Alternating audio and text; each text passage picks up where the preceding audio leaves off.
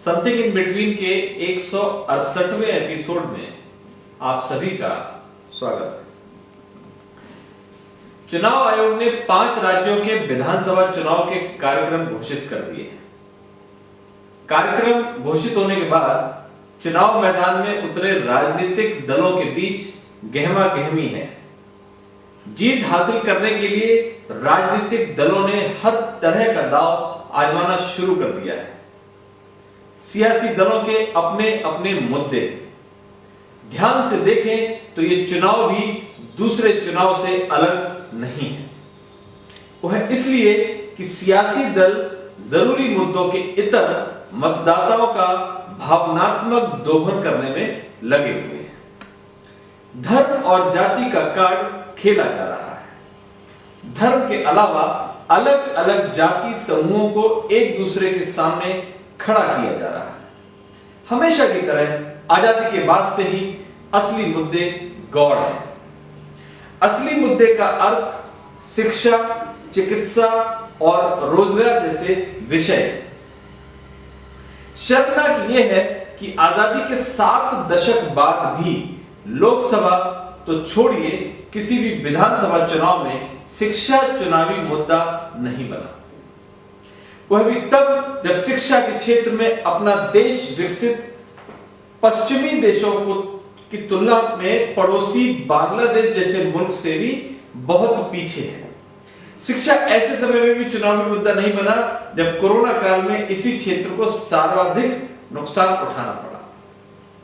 Corona महामारी के दौर में ग्रामीण भारत के अधिकांश बच्चे पूरे 1 साल तक शिक्षा से पूरी तरह दूर रहे। शहरी बच्चों ने ऑनलाइन माध्यम से किसी प्रकार पढ़ाई पूरी की। हालांकि इस दौरान ऑनलाइन पढ़ाई के कारण बच्चों की आंखों में खराबी, बेवजह के तनाव के हजारों मामले सामने आए। इसके बावजूद इन 5 राज्यों में से एक भी राज्य में शिक्षा कोई चुनावी मुद्दा नहीं है। सवाल है कि शिक्षा मुद्दा क्यों नहीं है? आखिर इस गंभीर विषय को मुद्दा बनाने से रोकने वाली ताकतें कौन सी हैं? ध्यान से देखें तो स्थिति शीशे की तरह साफ हो जाएगी। दरअसल हमारी राजनीतिक व्यवस्था ने अन्य क्षेत्रों की तरह शिक्षा को भी इंडिया और भारत के रूप में 2 श्रेणियों में बांट दिया है। आजादी के 4 दशक बाद यह सिलसिला शुरू हुआ। अचानक बड़े और मध्यम शहरों में निजी स्कूलों के खुलने का सिलसिला शुरू हुआ। धीरे धीरे यह सिलसिला छोटे शहरों और बाद में गांव तक में प्रवेश कर गया। महानगरों और बड़े शहरों में राजनीतिक रसूख रखने वालों ने शिक्षा के क्षेत्र से कमाई का रास्ता चुना। इसके बाद धीरे धीरे सरकारी स्कूलों को योजनाबद्ध तरीके से तबाह कर दिया। अब स्थिति यह है कि सुदूर गांवों में भी अंग्रेजी माध्यम स्कूल खोले जा रहे हैं। लोगों के मन में यह बात घर कर गई है कि सरकारी स्कूलों की ऐसी ही स्थिति रहनी है। हालांकि ये सवाल और है कि गांवों और छोटे शहरों में खुले अंग्रेजी माध्यमों के स्कूलों की गुणवत्ता क्या है। हकीकत यह है कि सरकारी स्कूलों का रुख वही माँ बाप कर रहे हैं जिनके पास निजी स्कूलों में अपने बच्चों को पढ़ाने की हैसियत नहीं है।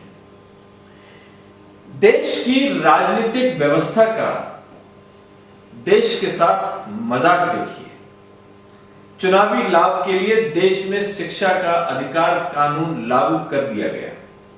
मतलब शिक्षा को संवैधानिक रूप से अनिवार्य बना दिया गया, मगर शिक्षा के लिए जरूरी ढांचे पर किसी ने बात तक नहीं की। मसलन पूरे देश में आज की तारीख में शिक्षकों के 10 लाख से अधिक पद खाली हैं। इनमें सबसे आगे उत्तर प्रदेश और बिहार। उत्तर प्रदेश में 2.25 लाख तो बिहार में 3.25 लाख शिक्षकों के पद सालों से रिक्त हैं। शिक्षा का अधिकार कानून कहता है कि 35 छात्र पर 1 शिक्षक होना चाहिए, मगर देश के ज्यादातर स्कूल इस मानक को पूरा नहीं कर पाते। हजारों की संख्या में ऐसे स्कूल हैं जहां 220 छात्रों पर 1 शिक्षक है। बिहार और उत्तर प्रदेश के सैकड़ों प्राथमिक विद्यालय महज एक शिक्षा मित्र के हवाले हैं। दूसरे राज्यों की छोड़िए, देश की राजधानी दिल्ली के 1028 स्कूलों में सालों से प्रिंसिपल नहीं है। बात यहीं तक सीमित नहीं है। हमारी राजनीतिक व्यवस्था ने सरकारी शिक्षा को आईसीयू में पहुंचाने के लिए हर तरह के उपक्रम किए। स्कूलों में संसाधनों की कमी के बाद प्राथमिक स्कूलों में शिक्षा मित्रों की नियुक्ति की। नियुक्ति के दौरान योग्यता को दरकिनार कर दिया गया। खास तौर से उत्तर प्रदेश, बिहार और झारखंड जैसे राज्यों में ऐसे शिक्षकों की संख्या बहुत ज्यादा है जिन्हें सामान्य सवालों के जवाब नहीं आते। जरा सोचिए, ऐसे शिक्षक हमारे नौनिहालों का क्या भला करेंगे। सवाल है कि जिस राजनीतिक व्यवस्था ने ही शिक्षा का बंटाधार किया है, वही राजनीतिक व्यवस्था इसे चुनावी मुद्दा कैसे बनने देगी। यही कारण है कि आजादी के बाद से अब तक लोकसभा या विधानसभा चुनाव में किसी भी राजनीतिक दल ने शिक्षा को मुद्दा नहीं बनाया है। वैसे भी राजनीति सफलता के लिए शॉर्टकट ढूंढती है। अपने देश में शॉर्टकट की कोई कमी नहीं है। इसे ही भापते हुए सियासी दल ठीक चुनाव से पहले भावनात्मक और कृत्रिम मुद्दे खड़ा करते हैं।